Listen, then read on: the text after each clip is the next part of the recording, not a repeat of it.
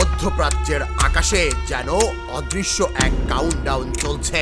Iran হুঁশিয়ারি দিয়েছে, সংঘাত না থামলে যুক্তরাষ্ট্র ইসরায়েল যৌথ বাহিনী খুব শিগগিরই নতুন চমক দেখবে। কিন্তু কি সেই চমক, তা ঘিরে বাড়ছে রহস্য, শঙ্কা আর জল্পনা। তাসনিম নিউজ এজেন্সিকে দেয়া এক সামরিক সূত্রের দাবি, পরিকল্পনাগুলো বাস্তবায়িত হলে বদলে যেতে পারে পুরো যুদ্ধের গতিপথ। একই সঙ্গে তারা ইঙ্গিত দিচ্ছে মার্কিন কৌশলে ফাঁক তৈরি হয়েছে আর ডোনাল্ড ট্রাম্প বিকল্প পথ খুঁজছেন। লিলি আল্ট্রাসফট সিরাম জেল, যা গভীর থেকে স্কিনে দেয় 3 গুণ সিরাম হাইড্রেশন। সিরাম জেল হাইড্রেশনে ব্রাইট থাকো সব সিজনে।